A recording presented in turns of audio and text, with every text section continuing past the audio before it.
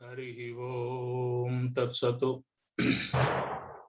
ओम गुरुर्ब्रह्मा गुरुर्विष्णुः गुरुरेव महेश्वरः गुरु साक्षात् परब्रह्म तस्मै श्री गुरवे नमः। कैवल्यामृतपान शिष्य विभवं स्वराज्यपीठस्थितं श्री आदाटि नरहरिशिष्यतिलकं वेदांत विज्ञानदम् आत्मानात्मविवेकदत्तसुवचं श्रीलक्ष्मणार्योत्तमम् पृथ्वीस्थानतुरीयमार्गगमनं चैतन्यमूर्तिं भजे। పరమ పూజ్యులు పవిత్రాత్మ స్వరూపులు లోకోద్ధారకులు మహర్షులు తత్వవేత్తలు బ్రహ్మవేత్తలకు నమస్కరిస్తూ భారత మాతకు భూమాతకు వేదమాతకు గీతామాతకు నమస్కరిస్తూ సర్వాంతర్యామి సచ్చిదానంద పరమాత్మకు నమస్కరిస్తూ శ్రీ స్వరాజ్యాశ్రమ పూజ్య మహాత్ములు జగద్గురు వేద లక్ష్మణార్య స్వాముల వారికి నమస్కరిస్తూ శ్రీ స్వరాజ్యాశ్రమ పూజ్య మహాత్ములందరికీ నమస్కరిస్తూ అందరికీ శుభాశీస్సులు శుభమస్తు. జ్ఞానప్రసూనాంబ సమేత శ్రీ కాళహస్తీశ్వర స్వామి వారి కృపానుగ్రహ ప్రాప్తిరస్తు.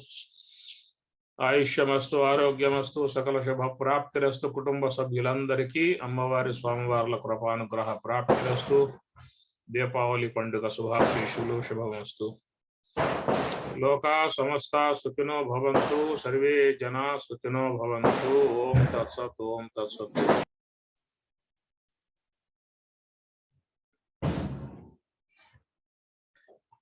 నందనందన వేణునాద వినోద ముకుంద కుంద దంతహాస గోవర్ధనధర నందనందన వేణునాద వినోద ముకుంద కుంద దంతహాస గోవర్ధనధర రామ రామ గోవింద రవిచంద్రలోచన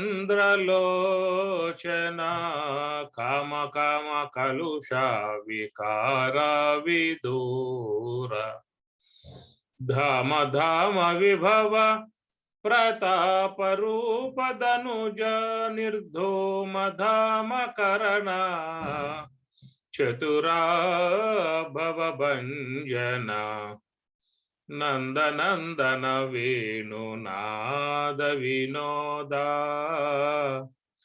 ముకుంద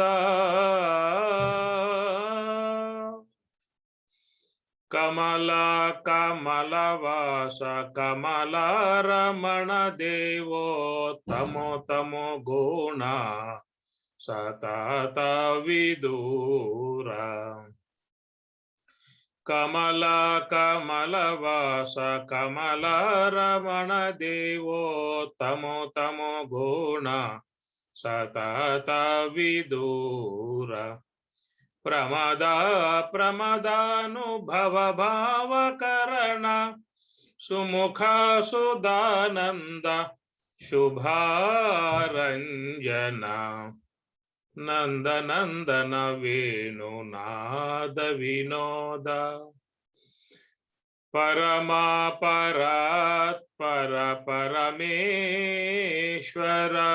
వరద వరదావన వాసుదేవ చిర చిర ఘన నగ శ్రీ వెంకటేశ్వర చిర చిర ఘన నగ శ్రీ వెంకటేశ్వర నరహరి నామ పన్నగా శయన నందనందన వేణు నాద వినోద ముకుంద కుంద దంతహాస గోవర్ధనధర నందనందన వేణు నాద వినోద ముకుంద.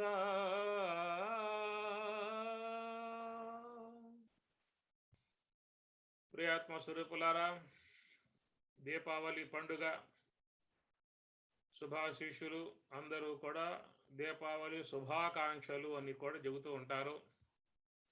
కాంక్షలు అని చెప్పనంటే రాబోయే కాలంలో మీరు ఆనందంగా ఉండాలని మేము కోరుకుంటూ ఉన్నామని చెప్పని అర్థం. శుభాశీషులు ఎల్లవేళలా మీకు కృష్ణ పరమాత్మ అనుగ్రహం ఉండి సదా ఆనందంతో జీవితాన్ని సంతోషంగా గడుపుదురుగాక.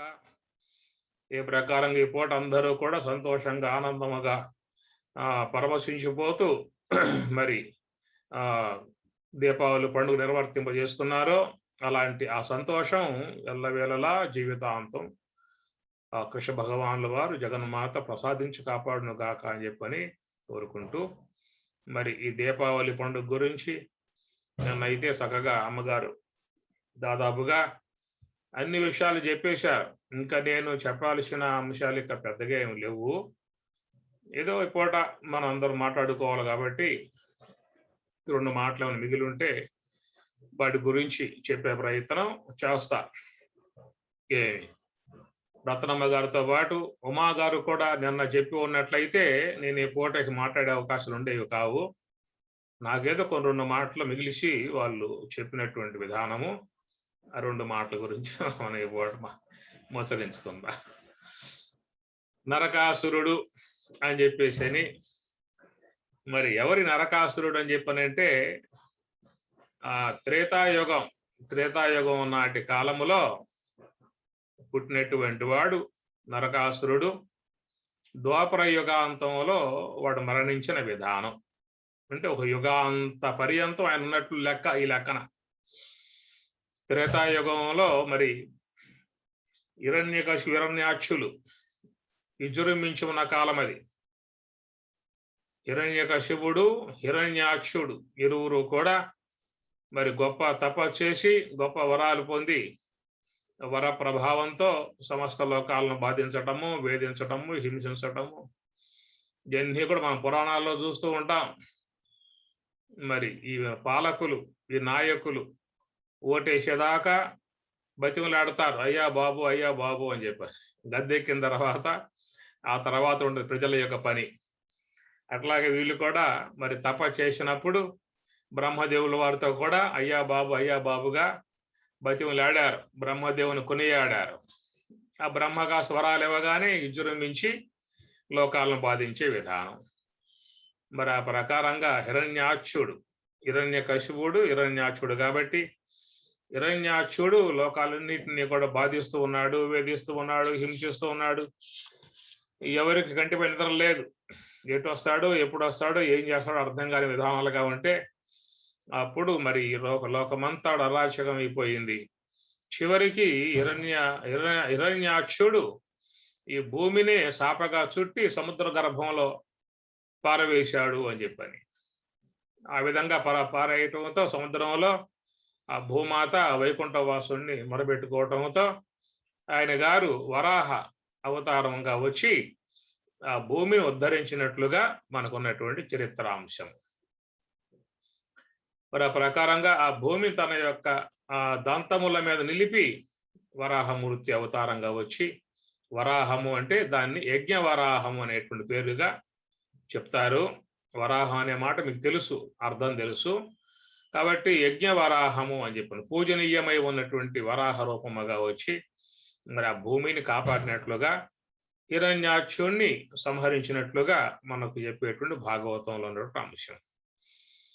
మరి ఈ శ్రీమన్నారాయణునికి 2 భార్యలు, శ్రీదేవి, భూదేవి. మరి ఈయన గారు ఇరువురిని కూడా తన పత్నులుగా భావించినప్పుడు ఇరువురి ఆనందాలకు ఆయన కారకుడు కావాలి. నిరంతరంగా లక్ష్మీ అమ్మవారి దగ్గరే, శ్రీదేవి దగ్గర ఆయన ఉండటం తప్ప భూదేవిని దూరంగా ఉంచినటువంటి విధానం. ఆ భూదేవి వద్దకు ఎప్పుడు వస్తాడు, ఎప్పుడు అవతార అవసరం పడితే ఆ పూట భూదేవి వద్దకు రావడం తప్ప మరి మిగతా సమయం అంతా కూడా ఆయన గారు వైకుంఠవాసిగా అమ్మవారి దగ్గరే, శ్రీదేవి దగ్గరే ఆయన గారు సమయం అంతా కూడా గడిపే విధానము. మరి ప్రకారంగా ఉన్నప్పుడు భూదేవి కూడా తన పతి వద్ద ఉండాలనేటువంటి ఆకాంక్ష ఉంటుంది, అపేక్ష ఉంటుంది. ఆయన గారు మరి భూమి మీదకు వచ్చేటువంటి అవసరం ఎప్పుడు పడుతుంది? అవతారం ఏదన్నా ఉంటే అప్పుడు రావడం తప్ప లేకుంటే లేదు కదా. అలాంటి సందర్భాలుగా ఉన్నప్పుడు మరి హిరణ్యాక్షుడు లోకాలన్నీ బాధిస్తూ ఆ భూమిని వేధిస్తూ ఉండగా ఆ భూమిని కాపాడటానికి ఆయన యజ్ఞవరాహ రూపకంగా వచ్చి ఆమెను స్పృశించాడు. ఆ భూమాతను స్పృశించాడు. ఆ భూమాతను దంతాల మీద నిలుపుకున్నాడు. కాబట్టి ఆ ప్రకారముగా తన బతుకు రానటువంటి యొక్క శ్రీహరి ఈ రూపకంగా వచ్చి ఆమెను స్పృశించటంతో ఆమె పులకరించింది, పరవశించింది, ఆనందపడింది. కనుక ఆ పారవశ్యంలో ఆనందంలో ఆ భూమాతకి జనించినటువంటి వాడే ఈనాటి ఈ పండుగ కారకుడై ఉన్నటువంటి నరకాసురుడు. అది యజ్ఞవరాహము ఆ భూదేవుల యొక్క ఆ సందర్భంలో స్వామివారు తన కరస్పర్శ చేత ఆ పులకించినటువంటి యొక్క భూమి ఆమె ఒక బిడ్డను ప్రసవించింది.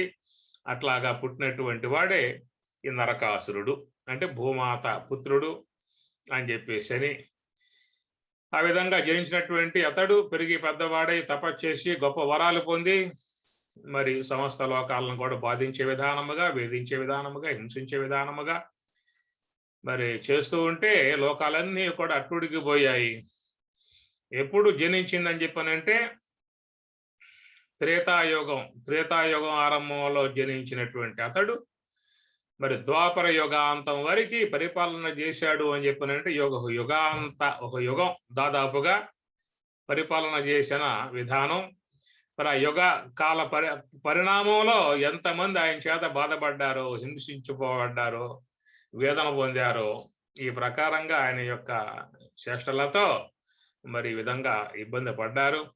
ఇక కృష్ణావతార సందర్భంలో మరి దేవేంద్రాదులందరూ కూడా వచ్చి కృష్ణ పరమాత్మతో మొరబెట్టుకొనగా అప్పుడు ఆయన గారు మరి చక్రధారి అయి గరుడారూఢుడై సత్యభామ సమేతుడై వెళ్ళి ఆ నరకాసురుడున్నటువంటి దుర్గములు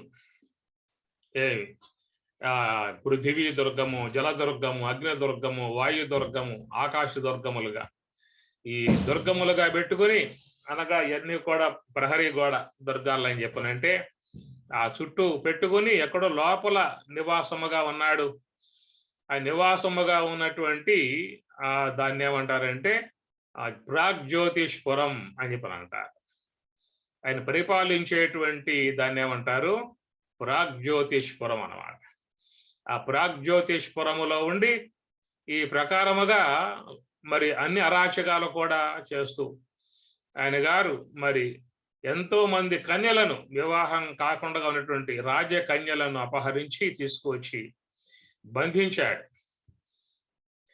ఆ ప్రకారముగా ఉన్న విధానములో దేవతలు, మానవులందరూ కూడా మొరబెట్టుకోవటంతో మురహరి అనగా శ్రీమన్నారాయణ అంశంగా ఉన్నటువంటి కృష్ణ భగవాన్ల వారు ఆయన గరుడారూఢుడై వచ్చి సత్యభామ సమేతుడై వచ్చి ఆ దుర్గాలన్నింటినీ కూడా భేదించి లోనగా ప్రవేశించి 4 శిరస్సులు ఉన్నటువంటి మురాసురుణ్ణి సంహరించాడు. ఆ విధంగా ఆయన పుత్రులు వచ్చారు, వారిని సంహరించాడు. అనేక మంది రాక్షసులు యుద్ధంలోకి రాగా అందరినీ కూడా ఆయన గారు సంహరించాడు. అయితే కాసేపు ఆ కృష్ణ పరమాత్మకు తోడుగా సత్యభామ కూడా యుద్ధం చేయటం లాంటి అంశాన్ని మనం భాగవతంలో చూస్తాం. ఇది భాగవతంలో వచ్చేటువంటి అంశము. దశమ స్కందంలో మీరు దర్శించవచ్చు. అట్లాగా రాక్షసులతో సత్యభామ కూడా కొద్దిసేపు యుద్ధం చేయటం లాంటి విధానం ఉంటుంది. ఆ చివరికి మరి నరకాసురుడు రావటము జరుగుతుంది. ఈ నరకాసురుడు వచ్చినప్పుడు అమ్మవారు యుద్ధం చేస్తూ ఉంటే అది చూసి నరకాసురుడు కృష్ణ పరమాత్మని గేలు చేస్తాడు. ఆడవాళ్ళతో యుద్ధం చేస్తున్నావా నువ్వు, నీకు చేత కాక అని చెప్పేవాడు. మాట్లాడటంతో కృష్ణ భగవానుల వారు ధనస్సు అందుకుని యుద్ధం చేసి ఆ యుద్ధంలో కృష్ణ పరమాత్మయే స్వయంగా నరకాసురుని వధిస్తాడు.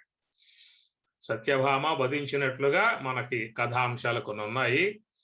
కానీ భాగవతం ప్రకారముగా దశమ స్కందంలో వచ్చే విధానములో కృష్ణ భగవానుల వారే నరకాసురుణ్ణి వధించటం జరుగుతుంది. దాంతో నరక వధ కావటంతో లోకాలన్నీ కూడా సంతోషించాయి. సమస్త దేవతలందరూ కూడా ఆనందించారు. త్రయోదశి చతుర్దశి మధ్యలో ఆయన వధించిన విధానం. త్రయోదశి రాత్రి 4వ జాము అంటే తెల్లవారుజామున, తెల్లారితే చతుర్దశి అని చెప్పి అన్నట్లుగా ఆ సమయంలో ఆయన వధించటం కారణముగా ఆ వార్త విన్నటువంటి వారి సకల మానవులు కూడా చక్కగా పూట సంతోషంగా ఆ ప్రాతకాలంలో అనగా సూర్యోదయ పూర్వమే అభ్యంగన స్నానాదులు చేసుకుని శుచిరుభూతులై మంచి బట్టలు ధరించి ఆ పూట అంతా ఆనందముగా గడిపిన విధానము అని చెప్పని. కాబట్టి ఈ ప్రకారముగా రాత్రి సమయంలో యుద్ధం జరిగినట్లు చెబుతారు. అనగా త్రయోదశి రాత్రి సమయంలో యుద్ధం జరగగా త్రయోదశి నాడు ఉదయం తెల్లారుతూ ఉన్న సందర్భంలో 4వ జాము ఆ సందర్భంలో నరకాసురుని వధించడం అనేది జరుగుతుంది. అందువల్ల ఇప్పటికి కూడా మనకున్నటువంటి ఆచారం అనే అంతా కూడా ఆ సూర్యుడు ఉదయించడానికి పూర్వమే అందరూ కూడా చక్కగా స్నానం చేసే విధానాలు ఉంటాయి. ఆ స్నానం చేసే విధానాలు కూడా మనకి వాళ్ళు చాలా గొప్పగా చెప్పుకొచ్చే విధానం ఉంటుంది. ఆ సందర్భంలో అనేకమైనటువంటి ఒక ఆచారాలను పాటిస్తూ స్నానం చేసి ఆ తర్వాత మంచిగా ఆ పూట అంతా కూడా ఆనందంగా గడిపే విధానము మనకి ఈ పండుగ అని చెప్పని. అయితే రాత్రి సమయంలో కృష్ణ భగవానుల వారు వారిని యుద్ధం చేస్తూ ఉన్నప్పుడు ఈ యొక్క బాణములు సంధించి వదిలిపెడుతూ ఉంటే అవి నిప్పులు కక్కుతూ ఎట్లా అవన్నీ కూడా ప్రయాణం చేసి ఘోర యుద్ధం చేసి ఆ నరకాసురుడు సంహరించిన విధానములోనే మరి ఆ రాత్రి సమయంలో అందరూ కూడా ఈ టపాసులు కానీ కాకరపోతులు కానీ చుచ్చుగుడ్లు కానీ ఇంకా అనేక రకాలైనటువంటి కూడా వేయటం కారణం ఏంటంటే నరకాసురుణ్ణి వధించే విధానంలో భగవంతుడు ఇచ్చినటువంటి యొక్క బాణాలు ఏ ప్రకారం నిప్పులు కక్కుతూ నిప్పులు విరజంబుతూ ఎట్లా ప్రయాణం చేశాయో దానికి సూచనగా ఈ మరి అందరూ కూడా రాత్రి సమయంలో ఈ టపాకాయలు కానీ చుచ్చుగుడ్లు కానీ వెలిగించడం లాంటిది ఒక ఆచారముగా వస్తున్నటువంటి విధానము. ఆ ప్రకారం నరకాసురుణ్ణి సంహరించిన రోజు నరక చతుర్దశి అనేటువంటిది మరి అమావాస్య కూడా ప్రవేశిస్తుంది. ఇక అమావాస్య వెళ్ళిన తర్వాత నుంచి మనకి కార్తీక మాసం అనేటువంటిది ఆరంభమవుతుంది. ఇక రేపటి నుంచి కార్తీక మాసం పడతారు. ఈ కార్తీక మాసం అంతా కూడా పరమశివుణ్ణి ఆరాధించటం లాంటిది ప్రధానంగా ఉంటుంది. ఇక అన్ని ఆలయాలు రేపటి నుంచి ఈ దీపావళి పండుగకు ఇంట్లో అందరూ కూడా మరి ఆ దీపావళి అంటే దీపముల వరస అని చెప్పని అంటారు, దీపముల సమూహము అని చెప్పని అంటారు. కనుక దీప సమూహాలను పెట్టి చక్కగా ఎలుగులు విరజిమ్మే విధానం అన్నమాట. ఇప్పుడంటే మనకి అన్ని కూడా లైట్లు ఉన్నాయి, కరెంట్ లైట్లు ఉన్నాయి, బల్బులు ఉన్నాయి, క్యాండిల్స్ అని వెలిగిస్తూ ఉండడానికి కూడా బాగా ఉంటుంది. మరి ఆ కాలంలో కరెంట్ అనేది ఎంత లేదు కాబట్టి ఈ దీపములతోనే ఆ ప్రకాశం అంతా కూడా దేదీప్యమానముగా ఆ రాత్రంతా ఎలిగే విధానముగా చేసుకునేటువంటి విధానం. చతుర్థి నాడు ఆ దీపముల వరస దానినే దీపావళి అని చెప్పి అన్నారంటే ఆ దీప సమూహము అనే అర్థం చెబుతారు. ఆ దీపముల వరస అనేది కూడా చెబుతారు. ఇట్లా ఉన్నటువంటి దానిని దీపావళి పండుగగా జరుపుకునేటువంటి విధానము. విశేషముగా ఈ పండుగ భారతదేశం అంతటా గొప్పగా చేసుకునే విధానం. కొన్ని చోట్లయితే నరకాసురుని ఒక బొమ్మ తయారు చేసి ఆ బొమ్మను కూడా ఈ పూట కాల్ చేసి అందరూ నరక పీడ పోయింది అనేటువంటి విధానం. ఎందుకంటే ఒక యుగాంత పర్యంతం వరకు అతడు ఎంతమందిని బాధించాడో ఎంతమందిని హింసించాడో గమనించినట్లయితే అది అందరూ కూడా నరక బాధలు అనుభవించినట్లుగా మనకు చరిత్రలో చెప్పేటువంటి విధానము.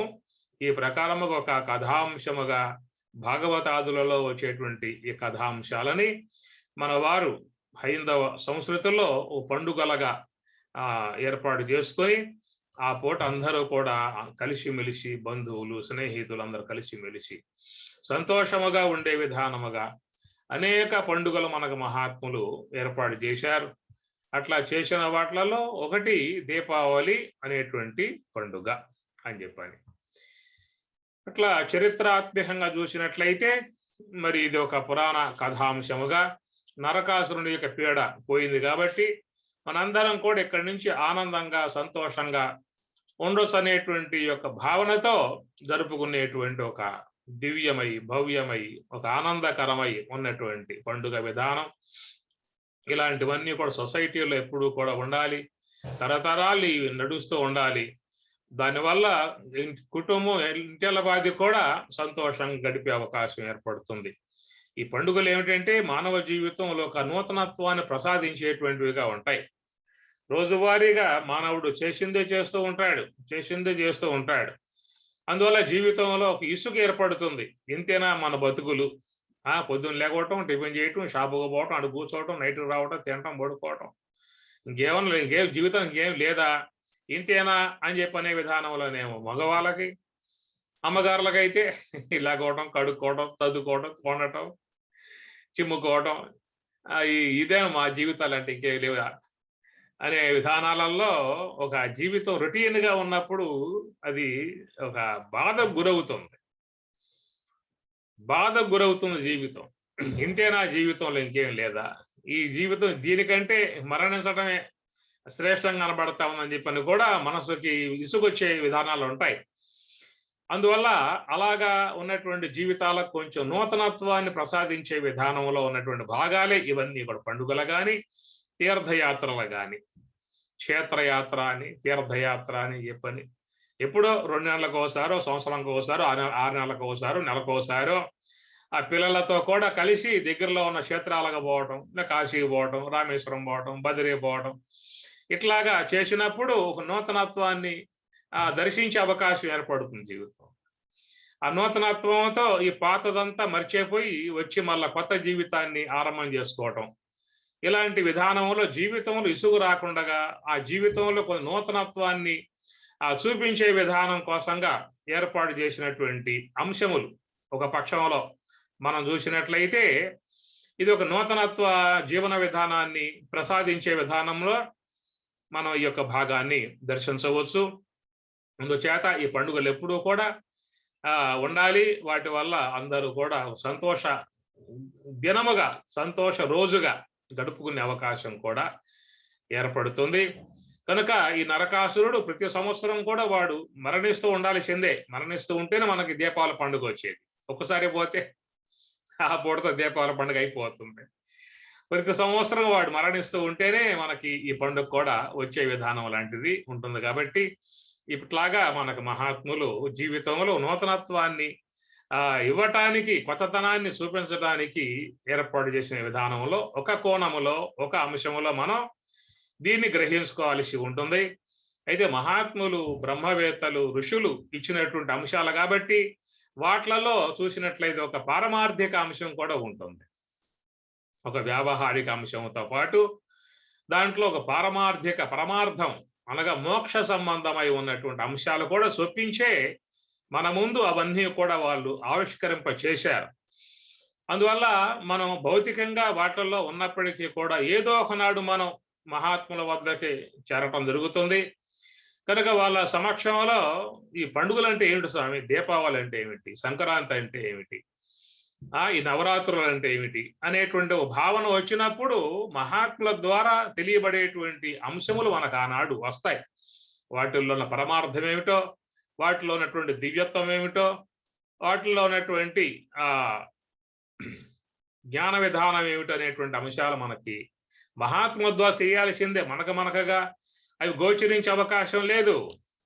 ఇవన్నీ కూడా వీటి వెనకాల ఉన్నటువంటి పారమార్థిక అంశములు, జ్ఞాన అంశములు, అవన్నీ కూడా మనకి మహాత్ములు చెప్పాలే తప్ప మనకుగా అవి తెలియబడేటువంటివి కావు. కాబట్టి ఈ ప్రకారంగా చూసినట్లయితే శ్రీ మహావిష్ణువు యొక్క అంశతో మరి భూదేవికి జనించినటువంటి బిడ్డ నరకాసురుడు అని చెప్పని అనుకున్నట్లుగా లోకంలో చూస్తే అందరూ కూడా భూమాత బిడ్డలేంగా, భూదేవత నుంచే అందరూ కూడా పుట్టిన విధానమే. అయితే ఇక్కడ చూసినట్లయితే మనకు పంచకరణ రీత్యా మనకు మీకు చెప్పాను, ఆకాశం యొక్క పరగభాగము పృథివీ అంశమునకు అవకాశం ఇవ్వటం కారణముగా అహంకారం అనేటువంటిది పుట్టెను అన్నారు. మనం గమనించినట్లయితే ముందుగా కర్మేంద్రియాలు, తర్వాత జ్ఞానేంద్రియములు, ఆ తర్వాత పంచ వాయువులు, ఆ తర్వాత అంతఃకరణ చతుష్టయం అనేటువంటిది మనం పంచకరణ రీత్యా చూస్తాం అన్నమాట. కనుక 14వ వాడుగా అహంకారుడు ఉన్నటువంటి విధానము. ఈ అహంకారం అనేటువంటిది ఎవరి దేహములో ఉంటుందో వాని వల్ల లోకాలకి బాధ ఏర్పడుతుంది, లోకాలన్నీ కూడా బీభత్సం అయిపోతాయి. కనుక అహంకార పూరితమై ఉన్నటువంటి విధానమే మనం ఎవరైనా చూడండి, రావణాసురుడు కానీ, ఆ దుర్యోధనుడు కానీ, కంసుడు కానీ, అట్లనే కీచకుడు కానీ ఎన్ని చూసినట్లయితే వాళ్ళు మానవులే అయిన అహంకార పూరితమై ప్రవర్తించటం వల్ల వాళ్ళ వల్ల చాలా మంది బాధపడ్డారు. ఈ ప్రకారముగా ఒక అహంకార విధానం ఎవరు ఏందైతే పనిచేస్తూ ఉంటుందో అలాగా పనిచేసేటువంటి విధానముగా ఉన్నటువంటి భాగాన్ని మనం నరకాసురుడు అని చెప్పి అన్నారు. నరకస్య త్రివిధం నరకసేదం ద్వారం నాశనం ఆత్మనః కామః క్రోధః తదా లోభః.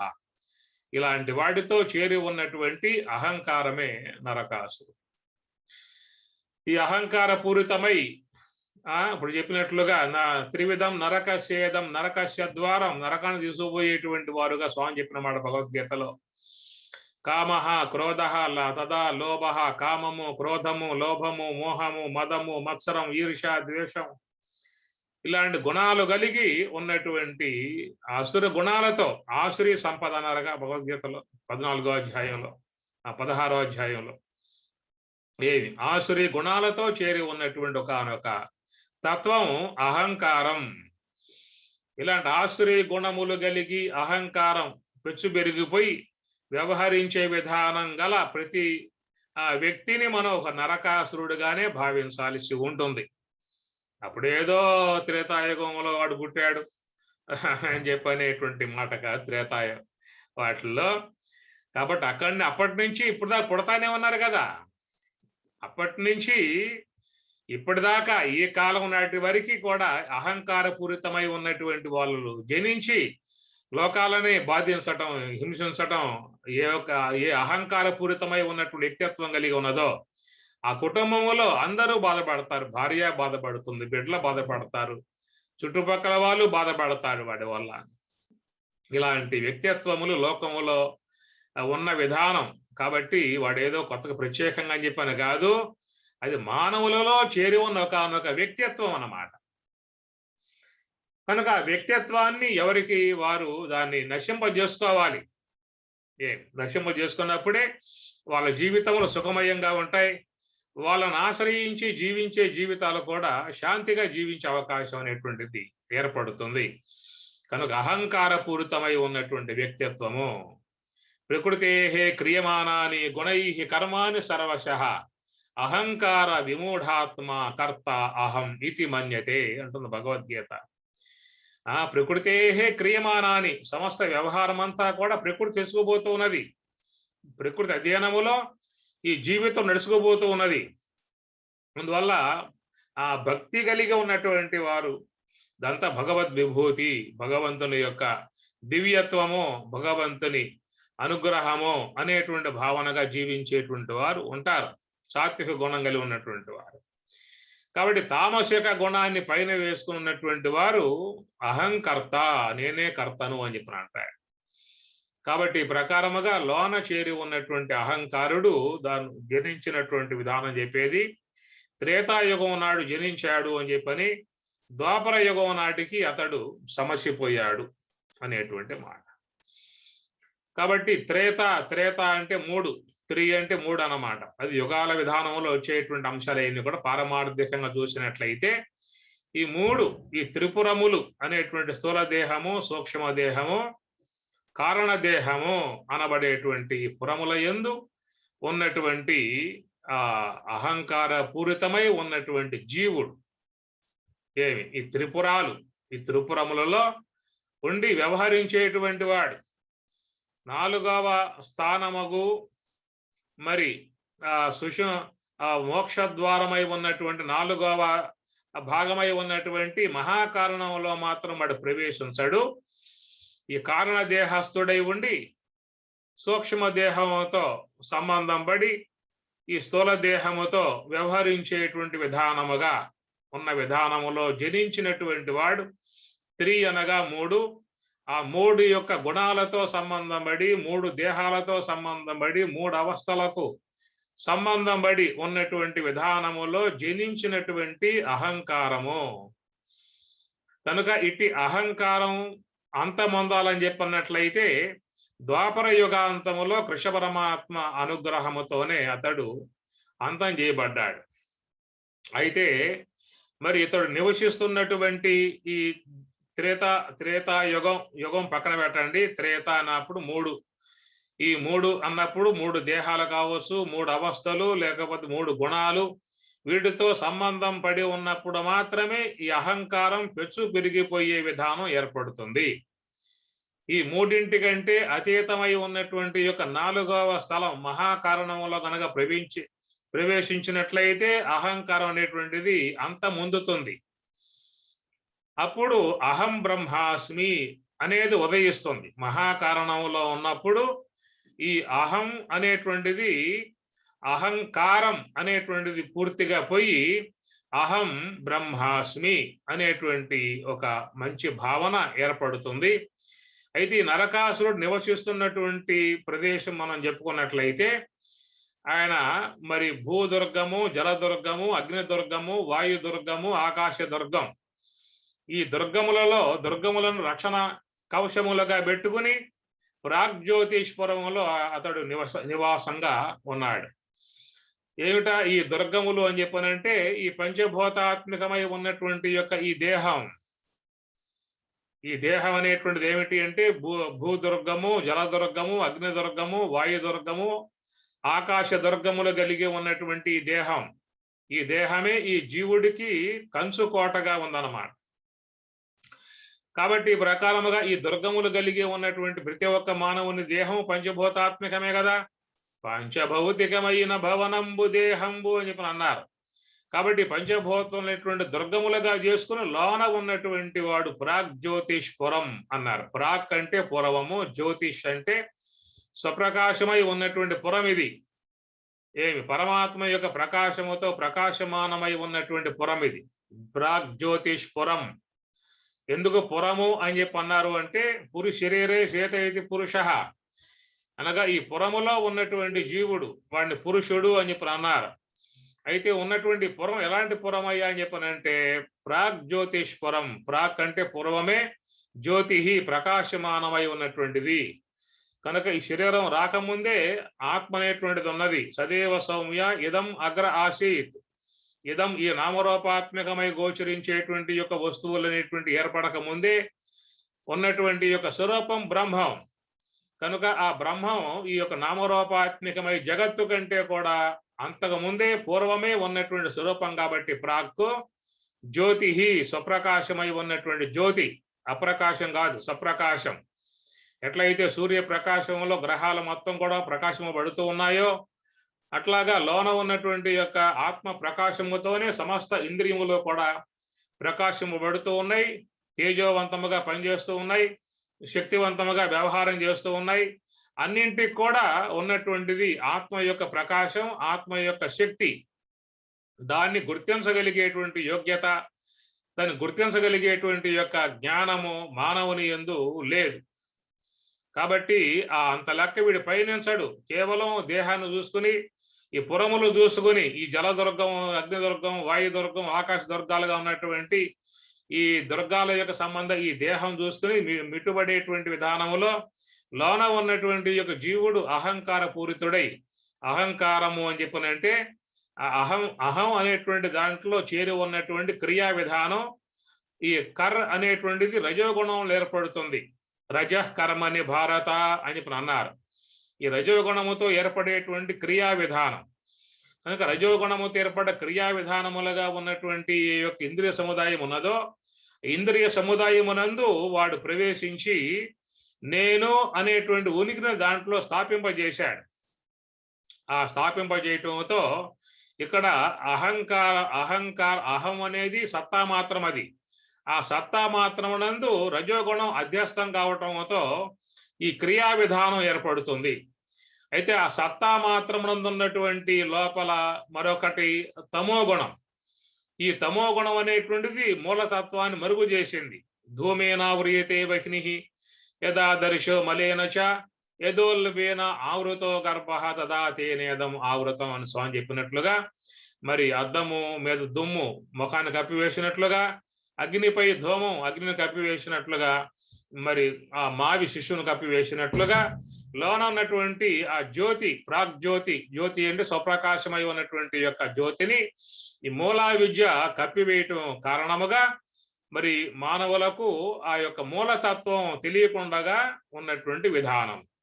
ఆ మూలతత్వం బ్రహ్మతత్వం అనేది ఎవరికి కూడా తెలియకుండానే అజ్ఞానంలో పడ్డారు, అజ్ఞానంలో మునక వేశారు, తమస్సులో మునక వేశారు. కాబట్టి జీవభావానికి గురయ్యారు. ఆ జీవభావానికి గురైనటువంటి యొక్క మానవులు తమస్సుకి గురై ఆ జీవభావాన్ని పొంది రజోగుణాన్ని ముందు పెట్టుకున్నారు. ఈ రజోగుణం ఏమిటి? క్రియా విధానం అన్నమాట. ఈ క్రియా విధానం రావటం చేత అహంలో ఈ క్రియా విధానం రావటం చేత అహంకారం అయి. కారం అంటే కర్ర అంటే ధాతు చేయటం అని చెప్పిన అర్థం. ఆ ప్రకారముగా ఈ నేనే చేస్తూ ఉన్నాను, నేను చూస్తున్నా, నేను వింటున్నా అనే విధానాలుగా వ్యవహరించేటువంటి యొక్క భాగము, దాన్నే ఆ ధర్మాధ్యాసగా మనకు అధ్యాస భాష్యంలో వస్తుంది. ధర్మాధ్యాస, ధర్మసఖ్య ధర్మి యొక్క అధ్యాసలు అని చెప్పేసి అంటారు శంకరాచార్యుల వారు. స్వామి గారు కూడా ఈ మాట మనకు చెప్పడం జరిగింది సంభాషణల్లో. అందుచేత ఈ ప్రకారముగా ఇక్కడ ఏంటంటే సాత్వికమును పూర్తిగా విస్మరించారు.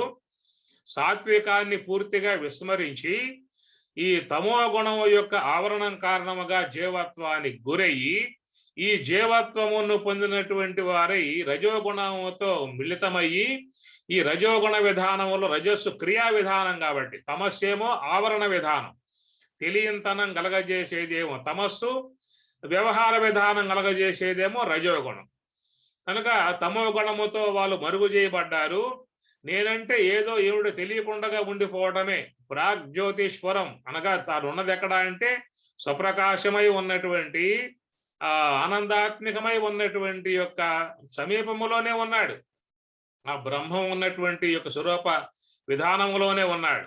అయితే ఆ బ్రహ్మము యొక్క సంబంధ అంశము తెలియబడకపోవడం కారణం ఏంటంటే అజ్ఞానము అనేటువంటి ఆవరణం వారికి పూర్తిగా మరి మూసేయటం కారణముగా వాళ్ళు జీవభావన పొంది జ్ఞానాన్ని మొత్తం కోల్పోయి రజోగుణం సమీపముగా ఉండడం కారణముగా రజస్సుని వ్యవహారంలో పెట్టుకున్నారు.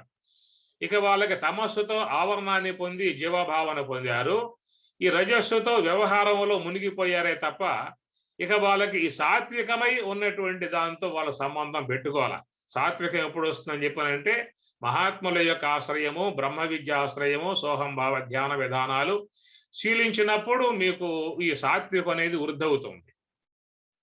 కనుక సాత్వికం వృద్ధి అయ్యేటువంటి అంశములలోకి వీడు పోతే కదా తత్వచింతన చేసినా, సోహంభావ ధ్యానం చేసినా, దైవీ మార్గంలో పయనించినా అది సాత్వికం అనేది వృద్ధి అవుతుంది. ఆ సాత్వికం ద్వారా సాత్వికం బాగా వృద్ధైనట్లయితే రజస్సును జయిస్తాడు, తమస్సును జయిస్తాడు. కానీ సాత్విక విధానం పూర్తిగా మరుగైపోయింది, కనుమరుగైపోయింది. ఈ తమస్సే బాగా ఆవహించి ఉన్నది.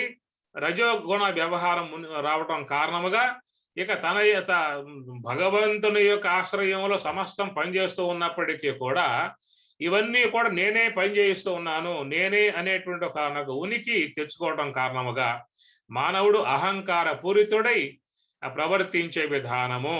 ఈ విధముగా నివాస యోగ్యముగా ఉన్నటువంటి మన ఈ శరీరం ఎలాంటిదయ్యా అని చెప్పనంటే ప్రాగ్ జ్యోతిష్పురం. ప్రాగ్ అంటే పూర్వమే, ఈ విశ్వం ఏర్పడక ముందే, ఈ దేహం ఏర్పడక ముందే, నామరూపాత్మక జగత్ పదార్థాలు ఏర్పడక ముందే ఏ బ్రహ్మం అయితే ఉన్నదో అట్టి ఆ బ్రహ్మ మన దేహంలో దేదీప్యమానముగా స్వయం ప్రకాశముగా ప్రకాశిస్తూ ఉన్నది. అంతర్జ్యోతి, బహిర్జ్యోతి, ప్రత్యగ్జ్యోతి, పరాత్పర జ్యోతి, జ్యోతి స్వయం జ్యోతి, ఆత్మజ్యోతి అన్నట్లుగా మరి లోపల ఆ జ్యోతి ప్రకాశమానమై ఉన్నటువంటి విధానములో వాడు ఆ వైపుకు పోతే కదా వాడు జనించింది ఎక్కడ అంటే త్రేతాయుగము. యుగం పక్కన పెట్టండి, త్రేత అంటే 3. కాబట్టి కారణ దేహంలో వాడి యొక్క ఆవిర్భావం అయ్యింది, సూక్ష్మ దేహంతో సంబంధం పడ్డాడు, స్థూల దేహంతో వ్యవహారంలో మునిగాడు.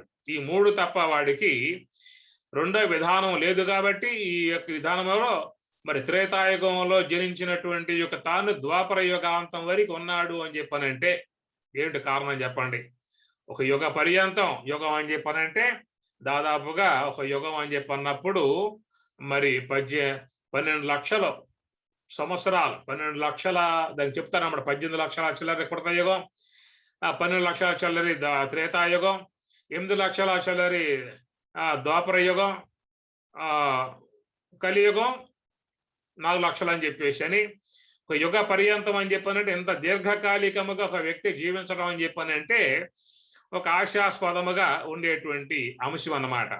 సాధారణంగా జీవిస్తే 100 ఏండ్లు లేదు 150 ఏండ్లు 200 ఏండ్లు బతకొచ్చాం. ఇంకా అంత మొండిగేసుకుని ఉన్నట్లయితే ఏమి పాండవులు కానీ కృష్ణుడు కానీ జీవించింది ఆ కాలంలో 90 ఏండ్ల వరకే మనకు భారతం ప్రకారం చూసినట్లయితే.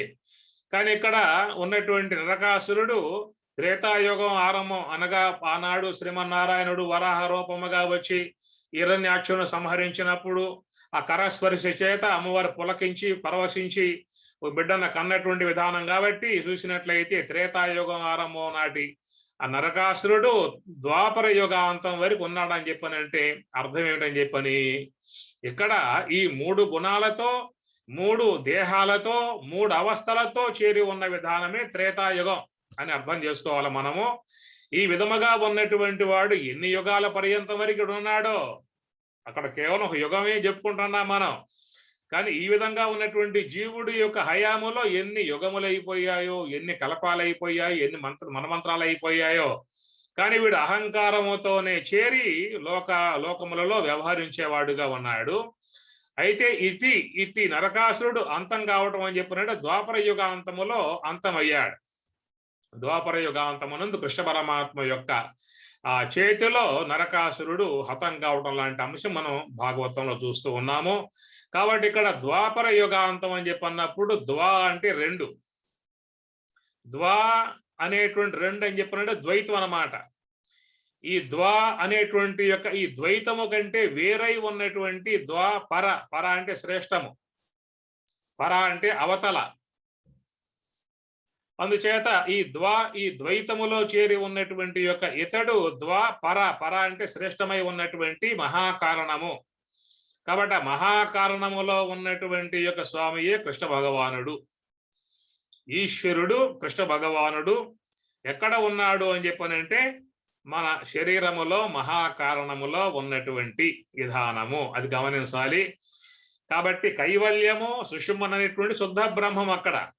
కానీ ఈశ్వరుడు కాలస్వరూపుడే ఉన్నటువంటి ఈశ్వరుడు కాలోస్మి లోకక్షయకృత్ ప్రవృద్ధ స్వామి చెప్తాడు. కాలహ అస్మి, నేను కాలస్వరూపుణ్ణై ఉన్నానని చెప్పని చెప్తాడు. కాబట్టి ఈ మహాకారణ స్థలములో ఉన్నటువంటి యొక్క ఈశ్వరుడు కూటస్థ అక్షర ఉచ్యతే అని ఈశ్వరుడు భోక్తారం యజ్ఞ తపసాం సర్వలోక మహేశ్వరం అని స్వామి గారే గీతలో చెప్పేటువంటి మాటలు ఉన్నాయి. నేను ఈశ్వరుణ్ణి అని చెప్పని అంటాడు. భోక్తారం యజ్ఞ తపసాం సర్వలోక మహేశ్వరం, సమస్త లోకాలకు ఈశ్వరుణ్ణి, శాసకుణ్ణి, రక్షించేవాడిని, కాపాడేవాడిని. ఆయన కాలస్వరూపుడుగా మనకు మహాకారణంలో చేరి ఉన్నటువంటి యొక్క ఈశ్వరుడు.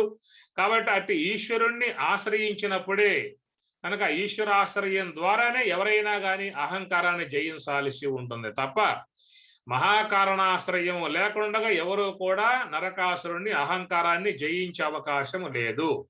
నిర్మమో నిరహంకార సహశాంతిం అధిగచ్చతి అంటుంది గీత. నిర్మమ నిరహంకార. కాబట్టి మన తాత్వికాంశములు అధ్యయనం చేసినప్పుడు వచ్చే గుణం ఏమిటి అంటే నిర్మమ. గమనించండి, పరోక్ష జ్ఞానము అపరోక్ష జ్ఞానం అని చెప్పి అన్నాం కదా. ఈ పరోక్ష జ్ఞానం అనేటువంటిది గురువు ద్వారా సంప్రాప్తమయ్యేటువంటిది పరోక్ష జ్ఞానం. మహాత్ముల దగ్గర కూర్చున్నప్పుడు తత్వశాస్త్రం అంతా అధ్యయనం చేసినప్పుడు మనకి ఏం ఏర్పడుతుంది అని చెప్పినట్టు పరోక్ష జ్ఞానం ఏర్పడుతుంది. కాబట్టి పరోక్ష జ్ఞానము ద్వారా మరి పోయేటువంటి అంశం ఒకటి. రెండవది అది ఏం పోతుంది మనకి ఈ నిర్మమ. మమ అంటే నావి అనే భావం కదా. ఇంతకాలం పాటు భౌతికమై ఉన్నటువంటి సిరి సంపదలు నావి, ఈ భూభాగాలు నావి, ఈ ప్లాట్లు నావి, ఇల్లు నావి, ఈ బంధువులంతా నా వాళ్ళు అనేటువంటి ఏ యొక్క మమకార భావంలో మునిగి ఉన్నామో ఇలాంటి మమకార సంబంధమై ఉన్నటువంటి ఈ యొక్క అంశం తొలగిపోవాలని చెప్పన్నట్లయితే గురువు ద్వారా తత్వశాస్త్రాన్ని అధ్యయనం చేసినప్పుడు ఈ బయట ఉన్నటువంటి యొక్క ఈ మమకార సంబంధ మోహాలు మొత్తం పోతాయి. ఎందువల్ల నేను దేహం కాదు, స్థూల దేహం కాదు, సూక్ష్మ దేహం కాదు, కారణ దేహం కాదు భావాలు వస్తాయి. కాబట్టి నాహం దేహో నేంద్రియాణ్యంతరంగం నాహంకార ప్రాణవర్గో న బుద్ధి ధారాపత్య క్షేత్ర విత్తాది దూర సాక్షి నిత్య ప్రత్యేగాత్మ శివో అనే భావనగా ఇలాంటి భావాలు రావాలని చెప్పినట్లయితే గురుముఖత తత్వశాస్త్రాన్ని అధ్యయనం చేయాల్సి ఉంటుంది. అది చేయకుండా ఎట్టి పరిస్థితుల్లో కూడా మనకి ఈ యొక్క మమకార అంశాలు ఏవైతే ఉన్నాయో ఈ నిర్మమహ అనేది రావాలని చెప్పినట్లయితే మమకార అంశాలు తెగే అవకాశాలు లేవు. ఇంకా ఇంకా బహిర్ముఖంగా పోయే కొద్దీ, భౌతికంగా పోయే కొద్దీ ఇంకా పాతుకుపోయి ఇంకా బాగా చుట్టుకుని ఇంకా బాగా అల్లుకుపోతాయి తప్ప తెగిపోయే అవకాశాలు లేవు. కాబట్టి మమకార సంబంధమై ఉన్నటువంటి యొక్క భావాలను త్రెంపివేసేవాడు గురువు అన్నమాట, గురు బోధ. ఆ ప్రకారముగా నిర్మమహ అది రాగలిగితే నిరహంకార, రెండవది నిర్మమహ నిరహంకార సహశాంతిం అధిగచ్చతి, అప్పుడే పరమశాంతిని పొందే అవకాశం ఏర్పడుతుంది ఇప్పుడు అన్నాడు. కాబట్టి పరోక్ష జ్ఞానం ద్వారా మనకేమవుతుంది, ఈ మమకార భావాలన్నీ కూడా త్రుంచివేయబడతాయి, తెగదెంపులు చేయబడతాయి.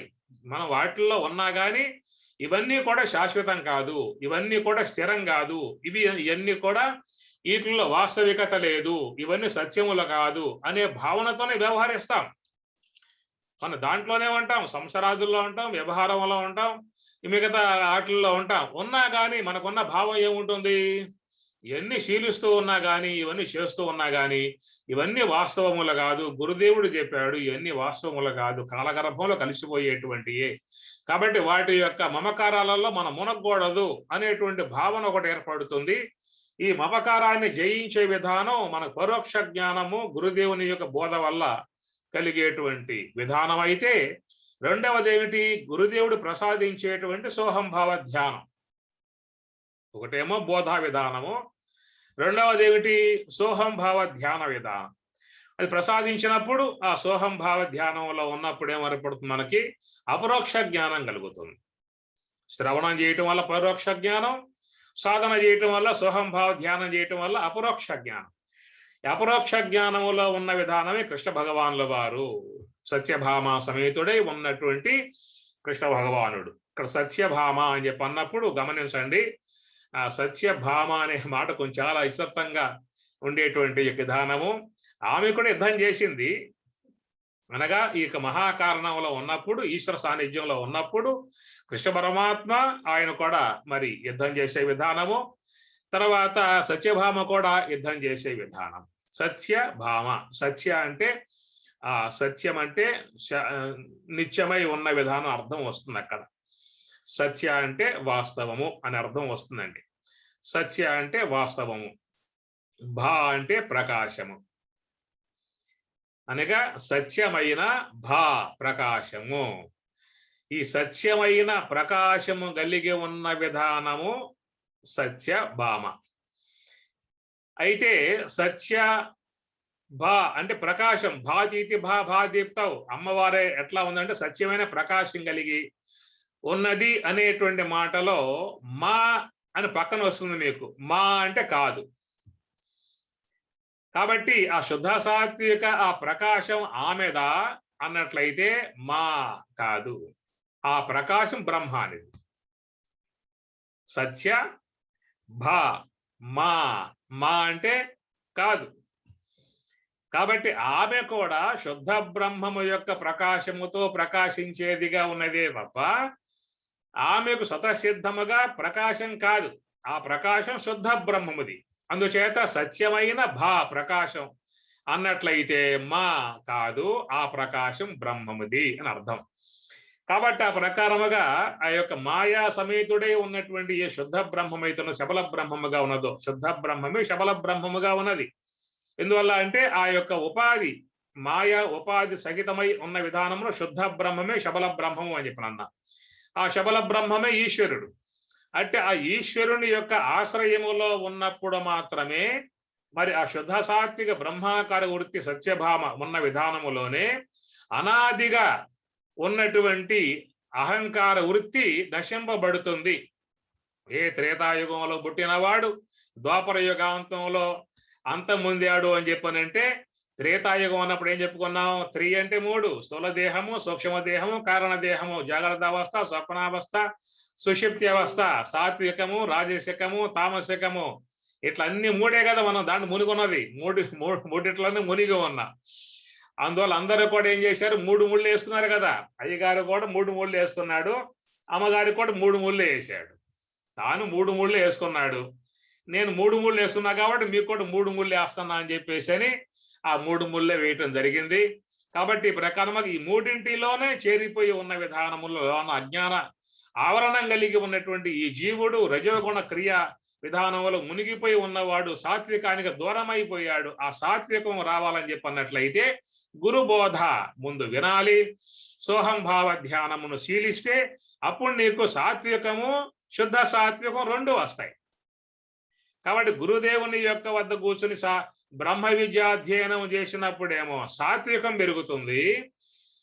ఆయన ఇచ్చినటువంటి యొక్క సోహంభావ ధ్యానమును శీలించినప్పుడు ఏర్పడుతుంది? శుద్ధ సాత్వికం ఏర్పడుతుంది.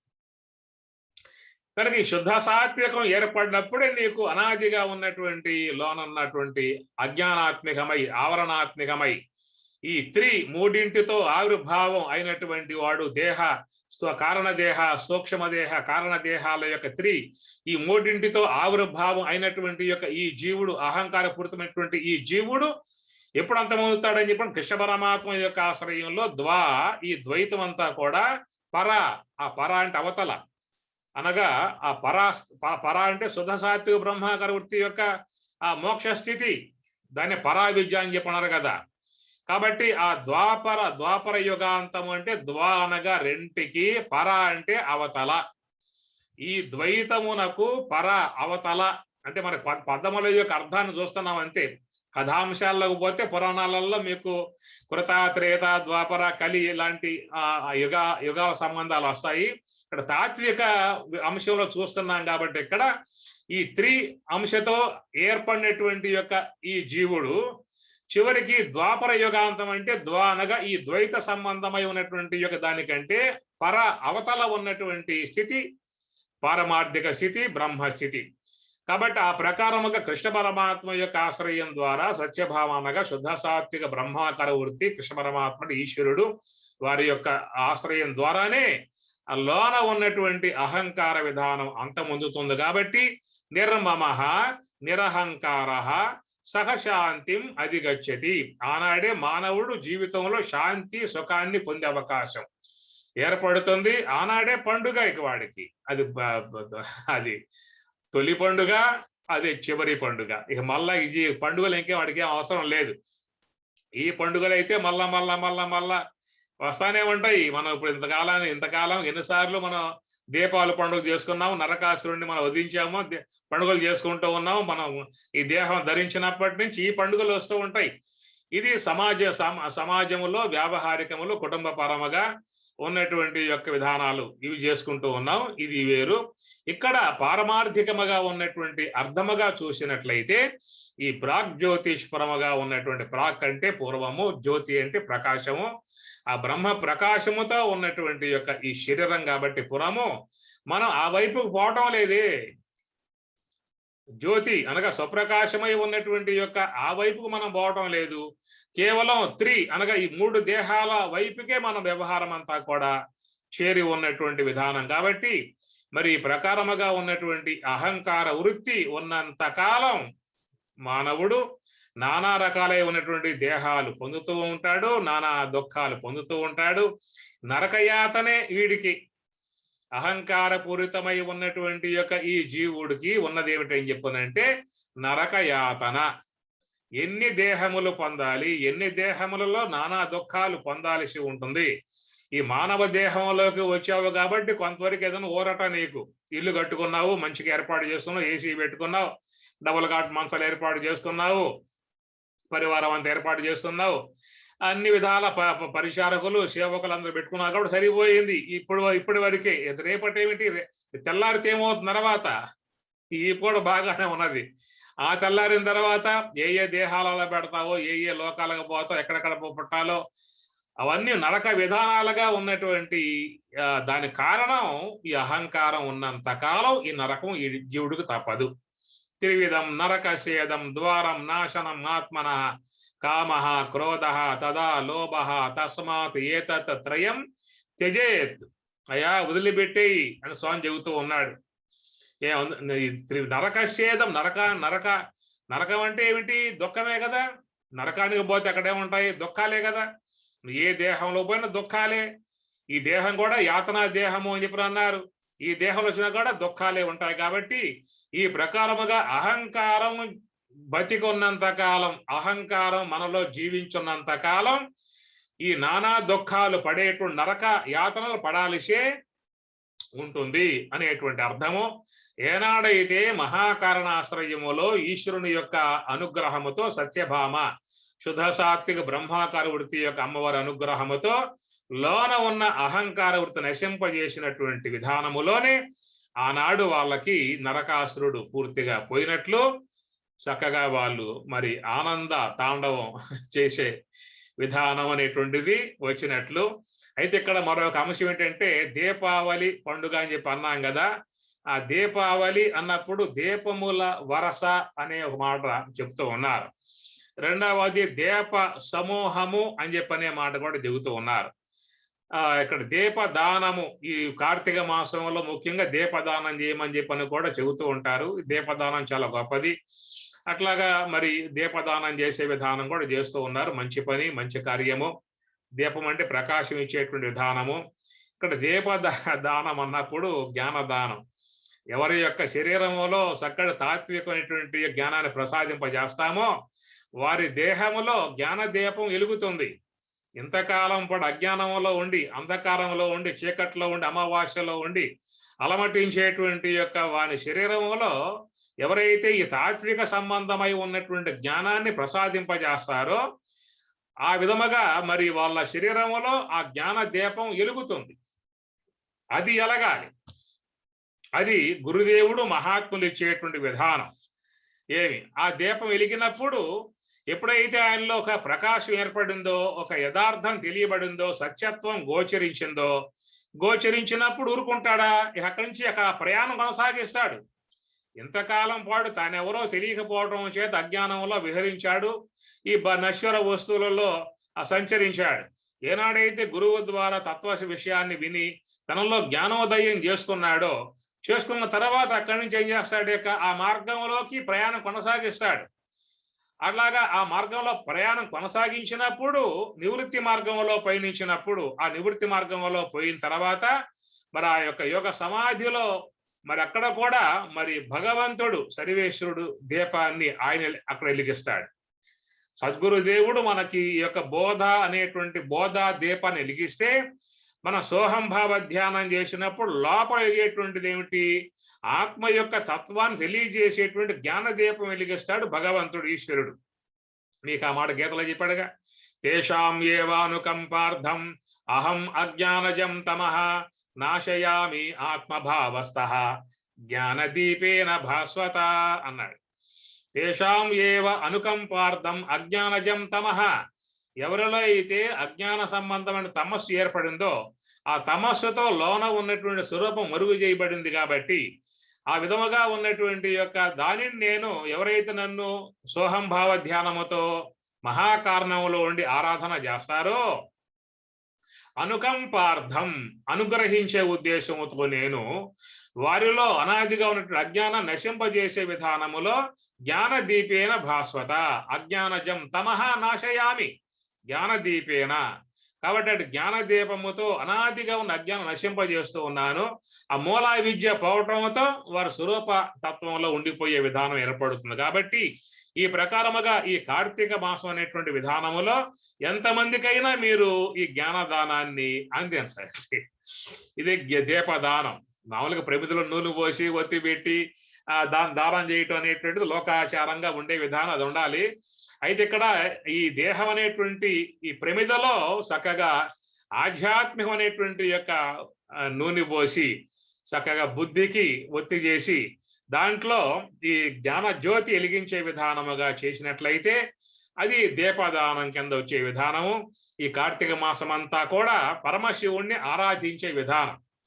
ఎందుకంటే ఈ మహాకారణములో ఉండి సత్యభామ సమేతుడైనటువంటి కృష్ణ పరమాత్మ యొక్క ఆశ్రయంలో ఉండి అనాదిగా ఉన్న జన్మలకు హేతువై ఉన్న నరకాసురుని సంహరించిన విధానములో మరి ఇట్లాగా చేశారు. కాబట్టి అందరూ కూడా ఈ మాసమంతా కూడా ఈశ్వరుణ్ణి ఆరాధించే విధానము. కనుక ఈశ్వరుణ్ణి ఆరాధించాలంటే ఎక్కడ ఆరాధిస్తావు నువ్వు? ఆలయానికి పోతావు, అభిషేకం చేస్తావు, అష్టోత్తరాలతో కుంభాభిషేకం ఏవో చేస్తావు. ఈశ్వరుడు అని చెప్పి అన్నప్పుడు ఈశ్వర సర్వభూతానాం హృత్ దేశే అర్జున తిష్టతి. ఈశ్వరుడు అంతటా వ్యాపకమై ఉన్నాడు. అంతటా వ్యాపకమై ఉన్నటువంటి ఈశ్వరుడు హృత్ దేశే హృదయంలో ఉన్నాడు. ఏదా హృదయము అని చెప్పనంటే ఈ మహాకారణ స్థలమే హృదయము. కాబట్టి జీవుని హృదయం కారణదేహ స్థలము, ఈ మహాకారణ స్థలం ఈశ్వరుని యొక్క హృదయము, సుషుమ్మున బ్రహ్మము యొక్క హృదయము. కాబట్టి ఆ మహాకారణమైనటువంటి యొక్క ఈశ్వరుణ్ణి మనం ఈ మాసమంతా కూడా కార్తీక మాసంలో ఆ ఈశ్వరుణ్ణి ఆరాధించే విధానము. ఎంతెంత బాగా మనస్సును సోహం భావ ధ్యానంలో పెడతావో ఈ కార్తీక మాసంలో ఆ ఈశ్వరుణ్ణి ఆరాధించిన విధానం అవుతుంది. ఆ విధముగా ఆరాధించినప్పుడు ఎట్లా ఈ కార్తీక మాసంలో జ్యోతులతో ప్రకాశమానమై ఉన్నదో, అంధకారాన్ని పోగొట్టే జ్యోతులతో ప్రకాశమానమై ఉన్నదో, నీ హృదయము కూడా ఈ జ్ఞాన జ్యోతులతో ప్రకాశమానమై ఉండేటువంటి విధానం అన్నమాట. ఏవి కాబట్టి ఈ ప్రకారం ఈ పూట ఆరంభం చేయబడ్డటువంటి జ్యోతులు ఈ మాసం అంతం వరకు దాకా ఈ కార్తీక మాసం అంతా ఉంటాయని చెప్పనంటే మనం చేయాల్సింది ఏమిటి? ఈ మహాకారణ స్థలములో ఈశ్వరుడు సత్యభామ సమేతుడై లోన ఉన్న అహంకార నరకాసురుడు, నరకానికి హేతువై జన్మలకు హేతువై భవబంధాలకు హేతువైటువంటి నరకాసురుని సంహరించిన విధానములో అందరూ కూడా ఈ మాసమంతా కూడా మహాకారణములో ఉండి ఈశ్వరుణ్ణి ఆరాధించాలి అనేటువంటి ఒక అర్థము. మరొక అర్థం ఏంటని చెప్పానంటే ఆ దీపావళి అన్నప్పుడు దీపముల సమూహము, దీపముల వరస అని చెప్పుకొచ్చారు కదా. అందువల్ల మనం ఈ యొక్క భావన గ్రహించి మన ఇండ్ల కాడ కూడా అరుగు నిండా దీపాలు పెడతాం, స్తంభాలకు దీపాలు పెడతాం, ఇల్లంతా దీపాలు పెడతాం. ఇందువల్ల దీపాల వరస కదా, దీప సమూహము కదా. కాబట్టి ఎన్ని ప్రమిదలు పెడితే అంత మనకి ఏం చెప్పని పెట్టే విధానము. కాబట్టి అదొక అర్థం. మరొక అర్థం ఏంటని చెప్పానంటే దీపావళి అన్నప్పుడు ఆవలి అంటే ఏమర్థం వస్తుంది? అవతల అనే దానికి ఆవలి అంటారు, ఏవతల అనే దానికి ఏవల అనే పదాలు లోకంలో ఉన్నాయి. అవతలకి ఆవల అంటారు, యువతలకి ఏవల అని చెప్పి అంటాం కదా. దీపానాం ఆవలి అంటే అవతల, ఏవా దీపములు అని చెప్పనంటే భగవద్గీతలో స్వామివారు మీకు శ్లోకానికి అర్థం చెప్పుకొచ్చారు. ఆశ్చర్యవత్ పశ్యతి కశ్చిత్ ఏనం అనే శ్లోకం మీరు చూడండి. దాంట్లో స్వామివారు చెప్పుకొచ్చారు భగవంతుడు కొన్ని దీపాలు ఈ గూట్లలో పెట్టాడట. అనగా చెవి అనే గూటిలో ఒక దీపాన్ని పెట్టాడు, నేత్రం అనే గూటిలో ఒక దీపాన్ని పెట్టాడు, ఘ్రాణం అనే గూటిలో ఒక దీపాన్ని పెట్టాడు, జిహ్వ అనే గూటిలో ఒక దీపాన్ని పెట్టాడు. ఈ దీపాలు ఏం చేస్తూ ఉన్నాయి? చెవి కాడ ఉన్న దీపమేమో శబ్దాలను ప్రకాశింపజేస్తుంది, కంటిలో ఉన్న దీపమేమో దృశ్యాలను ప్రకాశింపజేస్తూ ఉన్నది, జిహ్వలో ఉన్న దీపమేమో రసాలని ప్రకాశింపజేస్తూ ఉన్నది. ఈ విధముగా ఉన్నటువంటి ఈ దీపములు జ్ఞాన కర్మేంద్రియాలు ఈ దీపములు, ఈ దీపములకు ఆవలి ఏవల ఆవల దీప ఆవలి. కాబట్టి ఏనాడైతే నువ్వు ఈ యొక్క ప్రకాశ విధానం ఉన్నటువంటి విషయములను ప్రకాశింపజేసేటువంటి ఈ దీపములన్నీ కూడా ఇవి బ్రహ్మమును ప్రకాశింపజేయలేవు, కేవలం విషయములు మాత్రం ప్రకాశింపజేస్తాయి. కాబట్టి ఏవైతే మనకి సృష్టిలో నిర్మాణములో ఇవ్వబడ్డటువంటి యొక్క ఈ దీపాలు ఉన్నాయో ఈ దీపములను మనం దాటాలి, అవతలకి వెళ్ళాలి. యువతల ఉన్నామా మనకి వ్యావహారిక వస్తువు గోచరిస్తుంది, ఆ దీపములకు అవతలకి వెళ్ళామనుకో ఆడేం గోచరిస్తుంది? బ్రహ్మ పదార్థం గోచరిస్తుంది, పారమార్థికం గోచరిస్తుంది. కాబట్టి ఈ దీపములకు యువతల ఉంటేనే, ఈ దీపములకు యువతలేమో విశ్వ ప్రపంచం ఉన్నది, ఈ దీపములకు ఆవలేమో విశ్వేశ్వరుడు ఉన్నాడు. కాబట్టి ఈ దీప సమూహమునకు నీవు అవతలకి ఆవలకి పోగలిగితే నువ్వు ఆ యొక్క జీవితం ధన్యమవుతుంది. దాని ద్వారా జ్ఞాన దీపమును పొంది తరించే అవకాశం అనేటువంటిది ఏర్పడుతుంది. ఈ ప్రకారంగా మరి చూసినట్లయితే ఈ నరకాసురుడు ప్రతి సంవత్సరం పోతానే ఉన్నాడు. మన పండగ చేసుకుంటూనే ఉన్నాం. ఆ పూట మంచిగా బట్టలు ధరిస్తాం, పిండి వంటలు కూడా బాగా చేసుకుంటాం, సంతోషంగా ఉండే విధానం. ఈ సంతోషం ఎల్లవేళలా అందరికీ కూడా తరాలు కూడా ఉండాలి. ఇది ఉన్నప్పుడే మన పారమార్థికంలో అర్థం గ్రహించే అవకాశం ఏర్పడుతుంది. కాబట్టి అందుచేత ఈ నరకాసురుడు యుగ కాలం పర్యంతం ఉన్నట్లు అని చెప్పనంటే, ఒక యుగ కాలం పర్యంతం అని చెప్పనంటే ఈ లోన ఉన్నటువంటి ఒక జీవుడు, అహంకారయుక్త జీవుడు ఎన్ని యుగాల నుంచి ఉన్నాడో దానికి ఏమన్నారు? త్రేతాయుగం అన్నారు. త్రేతాయుగం అంటే 3 అంటే 3 దేహ, స్థూలదేహం, సూక్ష్మదేహం, కారణదేహం. ఆ జాగ్రత్త చప్పున సుషప్తి, సాత్విక, రాజసిక, తామసిక, ఈ మూడింటితో సంబంధం పడ్డటువంటి యుగదడు ద్వాపర యుగాంతము. ద్వా అంటే 2, అంతం, పర అంటే అవతల. ఈ ద్వైతమునకు అవతల ఉన్నటువంటి ఆ స్వామి చేత ఆ పూట నరకాసురుడు వధింపబడతాడు. ఆనాడి అందరికీ కూడా ఎవరైతే పొందుతారో వాళ్ళకల్లా కూడా ఆ దీపావళి పండుగ అనేటువంటిది చక్కగా ఏర్పడుతుంది. ఇట్లా మనకి మహాత్ములు అందించేటువంటి పారమార్థిక అర్థం. తర్వాత వీటిల్లో ధర్మములు ఉంటాయి, నీతి ఉంటుంది, భౌతిక ప్రయోజనాలు ఉంటాయి. ఇవన్నీ కూడా కొన్ని ముడిపడి ఉంటాయి వాటికి. అనగా ముఖ్య ప్రయోజనం ఒకటైతే కొన్ని అవాంతర ప్రయోజనాలు అని చెప్పని అంటారు. అవాంతర ప్రయోజనం వేరు, ముఖ్య ప్రయోజనం వేరు. ఒక మామిడి మొక్క పెట్టావు అని చెప్పనంటే నీ ఉద్దేశం ఏంటి? అది బాగా పెరిగి పండ్లు కాస్తి తిందామని చెప్పని, అది ముఖ్య ప్రయోజనం. నువ్వు కోరకుండగానే వచ్చే ప్రయోజనాలు అవాంతర ప్రయోజనాలు. ఏమిటది? చల్లగాలి వస్తుంది, నీడ ఇస్తుంది, ఏదైనా పర్వదినాలు వస్తే నీకు మామిడి మండల కోసం ఇంటికి కట్టుకుంటావు, కొమ్మ ఇరిగి కింద పడితే దాన్ని చెక్కుని మంచాలు కంసాకి చేసుకుంటావు. ఇట్లాగా ఉన్నటువంటి అవాంతర ప్రయోజనములు ముఖ్య ప్రయోజనము అని చెప్పేసి అని. అట్లా ఈ పండగ ద్వారా ముఖ్య ప్రయోజనం పారమార్థికాన్ని పొందే విధానము, మిగతావన్నీ కూడా అవాంతర ప్రయోజనములు అని అర్థం.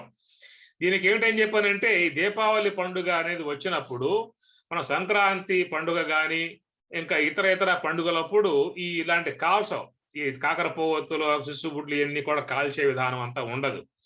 ఈ దీపావళికి మాత్రమే కాల్చే విధానం పెట్టుకున్నారు.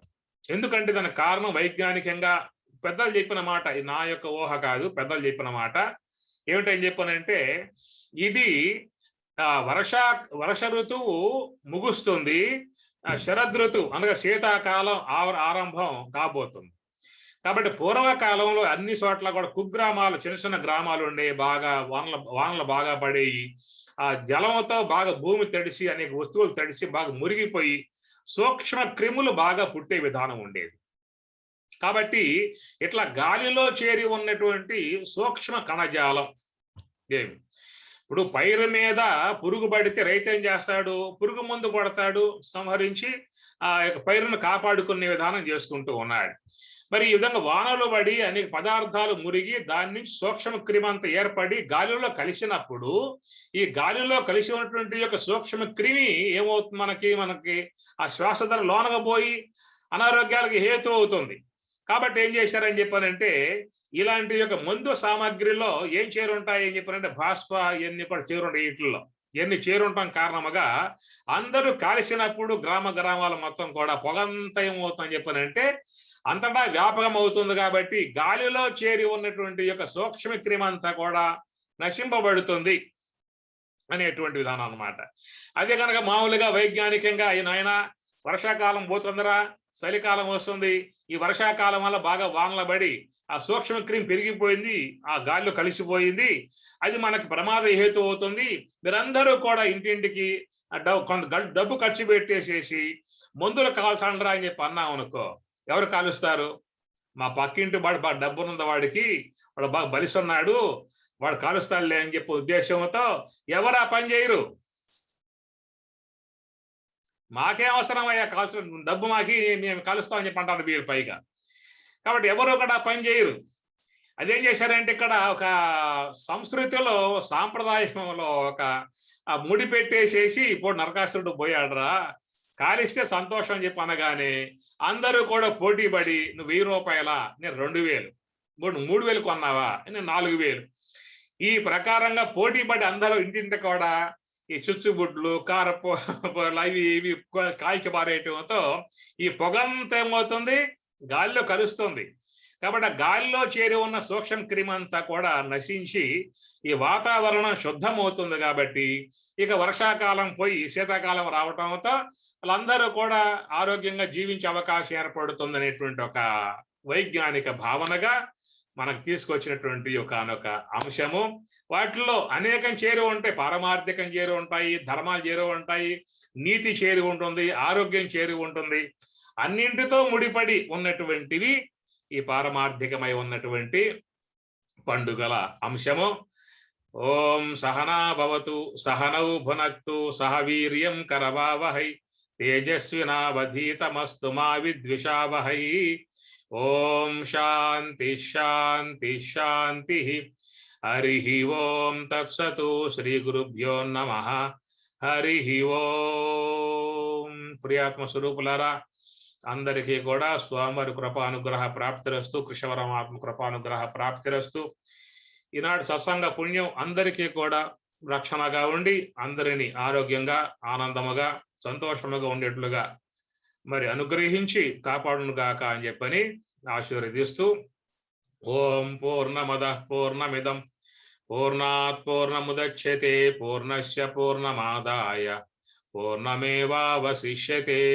ఓం శాంతి శాంతి శాంతి. హరి ఓం తత్సతు.